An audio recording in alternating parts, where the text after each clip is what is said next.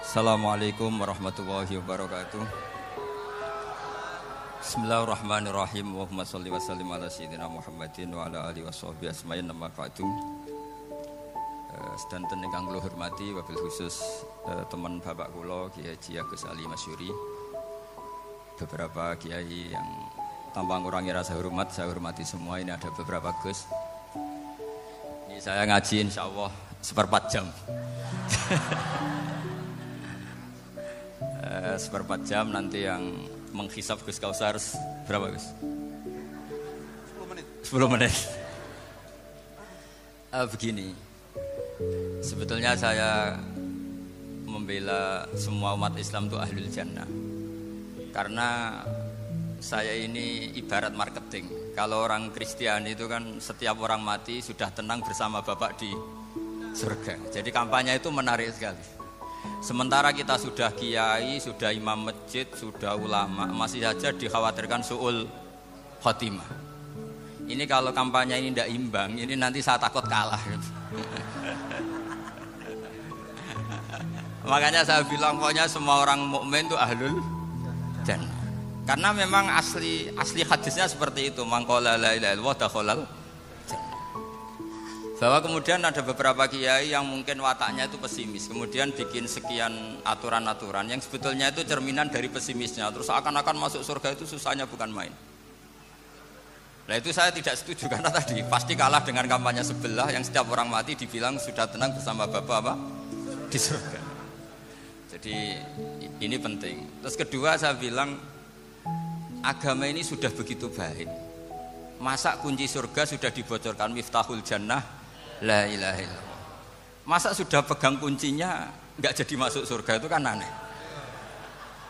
Ya sudah masuk saja, tapi tidak usah minta bantuan saya, masuk aja. Kan sudah pegang kuncinya. Terus ketiga, kenangan terburuk saya ketika jadi kiai itu gini, saya ada beberapa guru SD datang ke saya. Ini agak-agak masalah besar. Gus boleh enggak buka ujian nasional yang masih disegel? Semua guru bilang enggak boleh, itu kriminal kan. Ada satu guru yang bikin analogi agak kacau. Boleh saja. Wong ujian di kuburan saja dibocorkan para kiai enggak apa-apa. Itu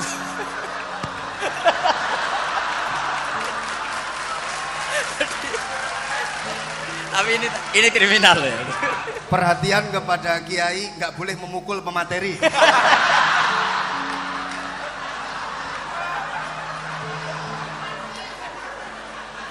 Jadi tentu itu analogi yang salah kan. Marrobuka kan, Tuhan kamu siapa, Nabi kamu.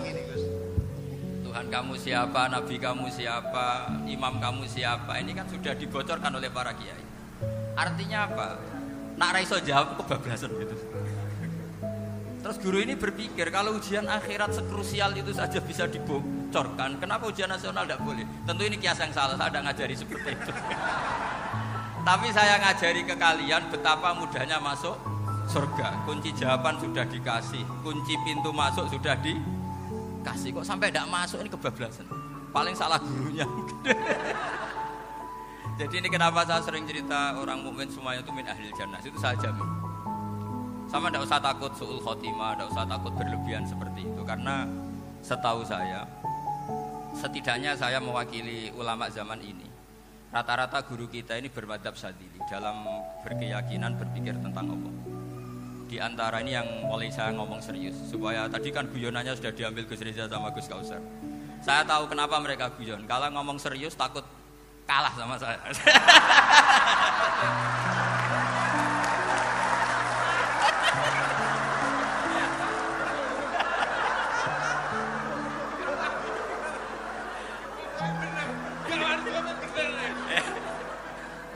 Karena saya ini sudah terkenal pemikir serius, jadi artinya itu satu kepintaran mengalihkan. Ya, oh ya, sudah itu satu kecerdasan. Tidak hanya ngalim tapi betul cerdas. Jadi itu bukti beliau-beliau ini cerdas itu. Saya berpikir begini, ini madzhab Syadzili. Kita semua tentu Syadzili karena kita semua ngaji kitab Hikam. Kita tahu kitab Hikam itu muridnya Abul Abbas Al-Mursi. Abul Abbas Al-Mursi muridnya Syekh Abdul Hasan apa? Asy-Syadzili. Saya masih ingat betul makalah itu dan saya ulang-ulang. Setiap saya ngajar di sarang saya ajarkan itu. Kilali kata Abdul Hasan As-Sadili, saya pernah dapat hatif, dapat semacam ilham. Apa makna min syarril waswasil khannas? Itu kata beliau dijawab oleh hatif itu. Hatif itu nggak perlu diterjemah tadi ada karena tadi diajarin itu. Apa yang dihidupkan itu nggak perlu dijelaskan. Kata hatif tadi, waswasun yadkhulu bainaka wa baina habibika yunsika altofahu alhasanah wa yudzakiruka af'alaka asayyi'ah wa yukassiru indaka dzatas shimal wa yuqallilu indaka dzatal yamin liya'dila bika an husnidzanni billah ila su'idzanni billah. Jadi yang dikatakan waswas adalah kamu digiring untuk hanya ingat sisi-sisi kamu yang negatif, dilupakan bahwa Anda punya sisi-sisi yang positif. Misalnya seperti ini, mungkin secara fikih tadi banser-banser tegas, wah ini masalah lelaki perempuan dipisahkan gini-gini. Tapi kenapa Gus Ali bilang ya sudah gini gak apa-apa. Sebetulnya ada rukhsah itu karena ini di depan umum. Yang paling pantangan Nabi itu la yakhluwanna rajulun bimra'atin. Ini ada yang menjaminnya gitu. Malah khawatir saya di sini dipisah tapi setelah berduaan nggak bisa. Jadi toleransinya karena ini di depan umum itu masih ada toleransinya. La yakhluwanna rajulun bimra'atin. Begitu juga ketika kita dosa, misalnya kita dosa. Orang Islam setiap dosa itu pasti ingat salahnya, kemudian istighfar. Dan ketika satu kebaikan dibandingkan keburukan, itu kata semua ulama, karena sayyi'ah itu bernilai 1, kebaikan bernilai apa? 10. Itu masih surplus berapa? 9. Jadi itu cara berpikir Abdul Hasan As-Sadili. Kenapa kamu harus berpikir positif tentang Tuhan? Sekali berpikir tentang negatif, itu bahaya betul. Misalnya begini, kamu berpikir tak rewangi dadi kiai, sujud, rukuk, ternyata aku tetap mlebu neraka. Gunane apa? Itu menurut saya kan gak punya akal. Sujud itu satu kelaziman menghamba kepada Allah. Normalnya seorang hamba itu ya sujud. Kemudian gara-gara kamu ingin masuk surga, terus logika kamu dibalik. Gunanya apa saya sujud? Ternyata saya masuk neraka. Itu pertanyaan yang benar-benar bodoh dan itu menjadikan Allah benci. Logikanya dibalik begini. Ini saya ngomong serius karena ini bentuk kemenangan saya ini bentuk kemenangan saya.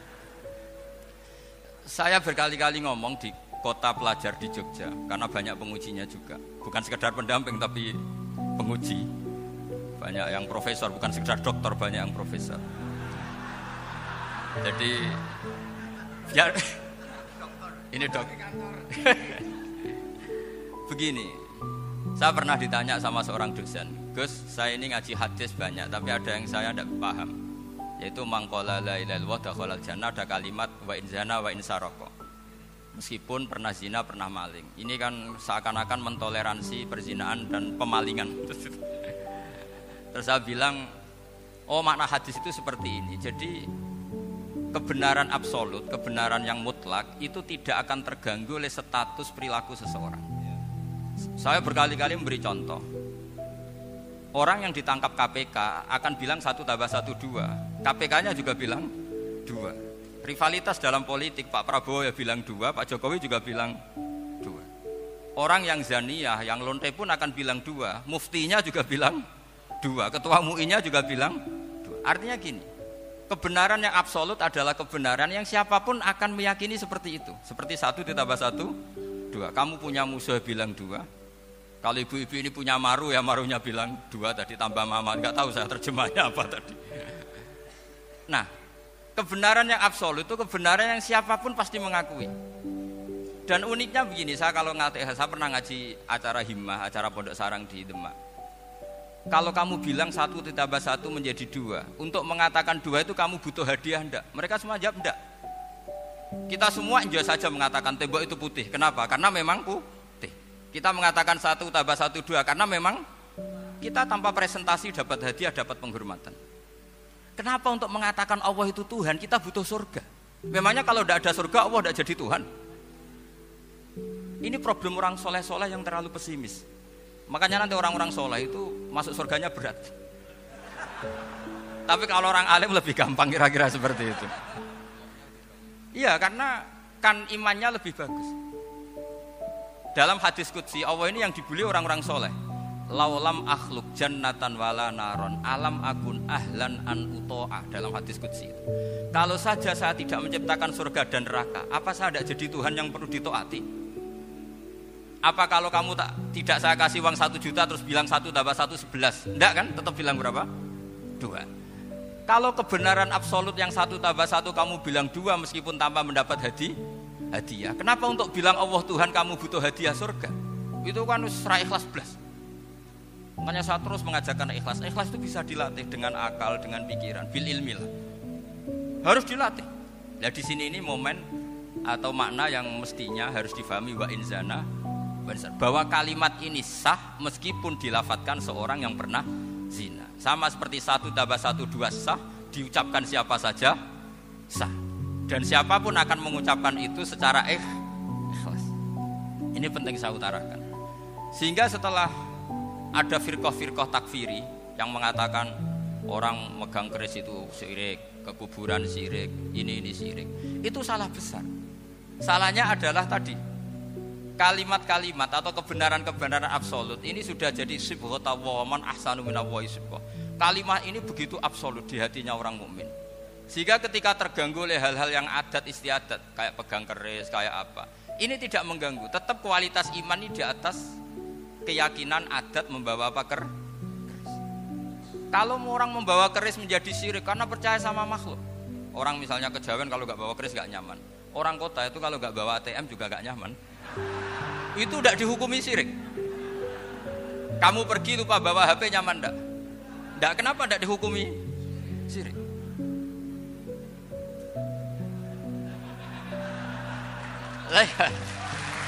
Jadi ini logika. Jadi makanya ini Gus Reza boleh ngeritik saya. Saya tuh berkali-kali bilang saya termasuk ulama yang mau bikin gerakan cangkem elek. Karena nanti kalau saya nisbatkan ke Rasulullah itu tidak pantas, karena Nabi ahsanan nasi khalqau wa khuluqa. Tapi saya siap jadi bempernya Rasulullah sallallahu alaihi wasallam. Pernah ada diskusi di Jakarta, ini kisah nyata. Apa dalilnya setelah sholat salaman? Mana hadisnya? Itu dijawab hadisnya tentu kita kesulitan. Kalaupun ada hadisnya dhaif semua yang masalah musafahah. Akhirnya mau tidak mau dijawab pakai cangkem elek. Boleh enggak kamu setelah salam nyalain HP yang off? Boleh. Boleh enggak ke kamar mandi? Boleh. Oh berarti kencing boleh, nyalain HP boleh. Yang enggak boleh itu ingat Allah. Karena mereka mengkritik wiridan, kritik salam. Akhirnya mikir deh. Ada enggak hadisnya orang setelah sholat nyalain HP? Enggak ada kan? Tapi mereka nyalain HP enggak hambatan, tapi untuk salaman masalah kan. Ke kamar mandi boleh, tapi untuk wiridan enggak boleh. Akhirnya mereka sadar, oh iya, lama-lama dibisi gini yang kelompok itu. Kamu itu korban aliran supaya kamu enggak ingat Allah, ingatnya HP-nya. Sehingga orang wiridan kamu kritik, orang nyalain HP enggak kamu kritik. Itu kelompok itu adalah kelompok orang-orang yang supaya orang Islam itu lupa Tuhannya. Itu gerakan cangkem elek, tapi jadikan orang sadar. Jadi ini penting. Jadi kalau kamu tidak bisa bela agama dengan jalan yang lurus karena tidak bakat gitu, nggak apa-apa pakai cangkem elek tadi. Karena nggak mungkin gerakan ini dinisbatkan kepada Rasulullah Shallallahu Alaihi Wasallam. Kalau soal sanad, saya punya sekian sanad tentang itu, tapi tidak usah kamu ikuti. Ada orang tanya, ya Pak Kiai kalau setan dibakar di neraka panasan enggak? Ya panasan. Lo kan setan dari api, ngapain harus panasan, kan materinya sama. Terus Kak Kiai tadi gak kesulitan, dia ngambil pasir disawur di wajahnya. Wah sakit Kiai, kamu kan dari tanah, kena tanah kok. Jadi itu ada sekian, artinya gini ya, kalau kesulitan jawab pakai baik-baik ya sudah pakai cangkem elek itu aja kan. Tapi tentu kan gerakan ini tidak mungkin dinisbatkan kepada para nabi. Tapi saya pastikan meskipun nggak bisa dinisbatkan kepada para nabi dari segi cangkem elek tadi, tapi secara semangat itu sama. Saya punya sekian contoh. Bener Gus Rizal tadi gojok saya sengawur-ngawurnya itu masih punya sanad. Itu pas saya ngawur pun masih punya apa? Sanad. Nabi Ibrahim itu ketika faja'alahum juzatan illa kabirallahum itu si berhala paling besar dikasih kapak. Ketika mereka geger, ini siapa yang memecahkan berhala-berhala kecil? Kata mereka, sami'na fata yadhkuruhum yuqalu lahu Ibrahim. Ya kira-kira Ibrahim lah gitu. Terus Ibrahim didatangkan, siapa yang melakukan ini semua? Ini jawaban Nabi Ibrahim, bal fa'alahu kabiruhum hadza. Ya tanya yang bawa pedal, saya kan enggak bawa. Terus kata orang-orang, otak kamu itu di mana? Masa berhala disuruh nanya, kan enggak bisa ngomong. Ibrahim kembalikan, uffil lakum wa lima ta'buduna min dunillah. Lalu otak kamu di mana? Sudah tahu enggak bisa ngomong kok disembah gitu. Itu ada kata uffin. Uffin itu kalau diterjemah kira-kira ya agak-agak jancuk gitu. Kira-kira seperti itu. Ya kira-kira seperti itu. Jadi sekarang dalilnya jancuk apa Gus?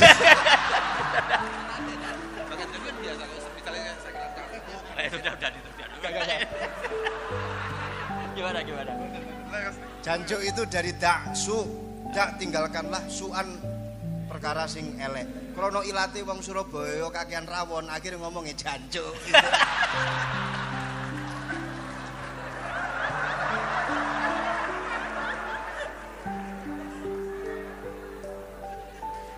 Jadi mulai dulu melawan kebatilan itu harus pakai logika yang vulgar. Karena memang nggak mungkin dengan bahasa-bahasa priayi itu nggak mungkin. Dan ini penting saya utarakan. Nah, kalau nanti nggak mungkin dinisbatkan kepada Rasul karena Nabi adalah ahsanan nasi khalqa wa khuluqa, kita yang ngambil alih saja. Gus Reza, saya, Gus Kaustan ini cara cangkem elek kan pantas. Luas. Selain bakat ya sudah natural. Karena memang itu cara kita menjelaskan kebenaran. Saya ulang lagi, itu cara kita menjelaskan apa? Kebenaran. Mau tidak mau. Saya pernah ditanya sama seseorang, Gus, beberapa nabi itu kan poligami. Poligami itu bukti hipersek. Karena yang tanya itu orang nasionalis yang nggak pati senang Islam. Terus tak balik tanya, perempuan itu makhluk lemah enggak? Iya lemah. Kalau nolong lama satu itu gimana? Ya baik. Kenapa nolong dua jadi tidak baik? Harusnya kalau nolong tiga tidak baik. Tapi saya tidak dukung poligami. Nah, ini cerita saya. Setidaknya mereka jadi ingat. Saya itu pernah ditanya agak-agak orang ateis. Dia benci Islam tapi neliti Islam. Pertanyaan kedua, kenapa dalam perang itu seakan-akan Nabi itu perampok? Hartanya orang kafir disita kemudian menjadi ghanimah. Itu kan kayak ngerampok. Terus saya tanya gini, kalau ada penjahat ke rumah kamu kemudian pakai senjata api, setelah kamu ringkus, itu senjata api kamu kembalikan apa kamu sita? Oh ya saya sita, kalau tak kembalikan dipakai ngerampok lagi. Ya sama seperti itu, kalau kekuatan mereka dikembalikan akan dipakai kekuatan mereka lagi. Jadi ya lagi-lagi ini kemenangan orang serius. Karena nanti guyonnya sudah dintekno sama Gus Safa sama Gus Riza. Nah, kenapa saya ngajar begitu rileks, begitu santai? Karena pikiran saya sederhana. Fa innal uqula muttarratun ila qabilil haq. Akal sehat pasti dipaksa menerima apa? Kebenaran. Sehingga kebenaran itu tidak usah kamu ngomongkan secara serius, secara tidak perlu. Kebenaran itu mudah diterima. Saya itu pernah ngaji berkali-kali di Jogja di mana-mana sampai ada buku seorang dokter nulis tesisnya itu bangga lagi menjadi muslim setelah ngaji saya itu. Karena saya menerangkan itu ringan. Orang Islam itu harus mencintai Allah. Ciri utama cinta itu tidak tegang, rileks. Saya bilang begini, kalau kamu pernah 1 tahun digratisi orang rumah, makanan, kamu kira-kira itu mudah nggak mencintai orang yang berjasa sama kamu minjemin rumah dan kasih makan gratis? Mudah kan? Apalagi kita ini mudah mencintai orang yang minjemin mobil 1 tahun, ngasih rumah 1 tahun, apalagi selamanya. Kenapa kita tidak mudah mencintai Allah yang memberi kita bumi, air, oksigen, semuanya kita dikasih Allah? Akhirnya mereka mikir, wong mencintai seseorang yang ngasih dalam durasi 1 tahun saja mudah, apalagi mencintai Allah yang ngasih kita tanpa batas. Itu disebut walladzina amanu asaddu hubbal lillah. Orang mukmin itu mudah sekali mencintai Allah. Caranya dilatih tadi. Kita mudah mencintai orang yang berjasa sama kita. Kenapa tidak mudah mencintai Allah yang tentu jasanya lebih besar? Nah, karena akhir-akhir ini banyak orang yang terlalu nazir, terlalu kata Nabi kan basyiru wala tunafiru yasiru wala tu'assiru. Sehingga saya bikin gerakan. Pokoknya semua orang mukmin pasti masuk surga. Nanti soal ada kesalahan-kesalahan kecil yang menjadikan orang su'ul khotimah itu sifatnya kehati-hatian. Jangan menjadi hukum. Hati-hati itu tidak menjadi hukum. Kalau kamu nyupir hati-hati itu bukan berarti pasti kecelakaan. Enggak. Hati-hati itu ya hati-hati saja, tidak menjadi hukum. Ini penting saya utarakan karena kubu sebelah kampanyenya sudah tadi, setiap mati mesti tenang bersama Bapak di surga. Sementara kita mau kampanye, kamu sholat tidak mesti diterima, haji tidak mesti diterima. jadi kiai tidak mesti masuk surga. Coba kalau kita kampanye gitu terus, yang mau jadi muslim itu siapa? Jadi ini sudah tak perhitungkan matang-matang, saya milih mazhab seperti itu. Ya ini saya pikir sudah, ini pembandingnya supaya punya waktu. Saya suka sekali. Nah ini yang sesi terakhir ya, sesi terakhir. Saya akan cerita fikih karena Nyun sewu Gus, ada iklan sebentar dari ibu-ibu, pentolan mic kurang dekat ke mulutnya Gus Baha. Sehingga suaranya tidak terdengar sampai ke belakang. Oh gitu. Pentolannya didekatkan Gus. Oh, iya. Ini kalau ngomong konotasinya itu mesti nyerempet.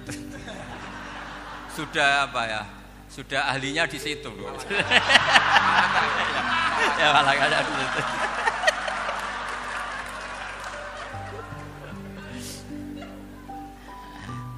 Dalam sesi terakhir saya cerita pentingnya pembanding. Imam Rafi'i itu yang ngarang kitab Muharrar. Kitab Muharrar ini adalah ringkasan dari kitab Al-Wasit. Al-Wasit itu karangannya Imam Ghazali. Al-Wasit sendiri ini khas ngaji NU karena NU maknanya Nahdlatul Ulama, gerakan para ulama. Jadi kalau nggak ngerti alim-alim seperti itu ya ada NU. Sebenarnya sampai itu pasnya Nahdlatul Ummah, gerakan umat. Tapi kan sudah jadi partai politik Nahdlatul Ummah. Karena yang katakan NU itu Nahdlatul Ulama, gerakannya para ulama. Imam Rafi'i itu berpendapat sujud itu cukup pakai baduk, pakai jidat. Itu dalam kitab Muharrar. Wal asoh anna sujud yasihu mau cukup biwatil jabhah. Ketika Imam Nawawi mentasih kitab Muharrar namanya Minhajut Thalibin, itu mengkritik Imam Rafi'i. Kata beliau sujud itu untuk sah harus melibatkan 7 anggota karena berdasar hadis umirtu an asjuda ala sapati a'zumin, yaitu al jabhah wal yaden warubaten wal qadamen, yaitu jabhah 2 tangan, 2 lutut dan 2 qadamen. Akhirnya saya ngecek di kitab asli Imam Rafi'i termasuk Ashabut Tarjih dan Imam Nawawi. 2 orang ini khilaf. Kan nggak mungkin kita sebagai musohehnya karena yang khilaf ini 2 ulama besar, satu Imam Rafi'i, satu Imam siapa? Nawawi. Kita tidak bisa hanya ngikuti Fathul Mu'in yang mengatakan idza khalafan Nawawi wa Rafi'u qudiman Nawawi, tidak bisa karena Imam Nawawi ini sering nginduk sama kitabnya Imam Rafi'i karena senior Imam Rafi'i. Setelah saya cek di kitab kitab asli Mamba ya, satu sumbernya semua madzhab apa? Syafi'i. Ternyata Imam Syafi'i nak ngedikan hanya begini. Wa uhibbu, saya suka setiap orang Islam sujud itu melibatkan 7 anggota karena itu aman, pasti sah.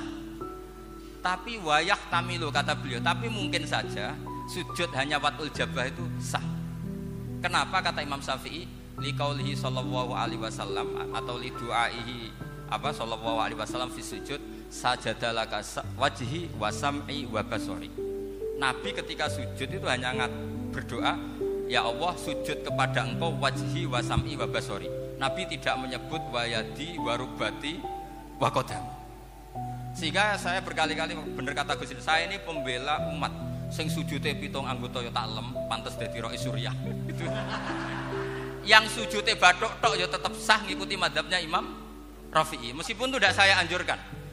Tentu tidak saya anjurkan. Alasannya Imam Syafi'i tadi, Rasulullah pernah berdoa dengan kata-kata sajadalaka wajhi, bukan diteruskan wa yadi wa rubati wa qadam. Sehingga fal khilaf huna bakin ala khidati kalau dalam bahasa fikih. Khilaf biar tetap sesuai aturan khilaf masing-masing. Enggak perlu kamu menggugurkan pendapat Rafi'i yang mengesahkan sujud hanya pakai jabah. Ini penting karena tadi seperti saya katakan yang sujud anggota pitu ya masuk swarga mergo pintere, sing nganggo bathuk tok ya mlebu swarga mergo gobloke tadi karena aksaru ahlil jannah albul. Nah ini madzhab saya. Jadi saya itu ingin umat Islam itu baik-baik saja. Ya. Karena tidak mungkin lah kita tidak bela Islam di zaman akhir, tidak mungkin kan tadi kubu sebelah kampanyenya sudah seperti itu. Kalau kita ngomong ikhtiyat, kiai ra mesti mlebu swarga, sing salat ngeduk ra mesti husnul khotimah. Wah kan jadi repot. Saya ini pengagum teori ikhlas. Dilatih bil ilmi, saya ulang lagi dilatih bil ilmi. Saya ini malu. Malunya tadi, saya mengatakan 1 tambah 1 2 itu meskipun tidak ada yang memberi hadiah tetap saya katakan 2. Saya mengatakan air itu dingin, tidak ada yang ngasih hadiah, saya akan bilang kalau air itu dingin, kalau api itu panas. Untuk hakikat-hakikat seperti itu saja saya jujur tanpa ingin imbalan. Tapi ketika hakikat mengenai Allah kok saya minta imbalan surga dan neraka, ini apa-apaan? Kira-kira gitulah, Rois Suriah macam apa gitu.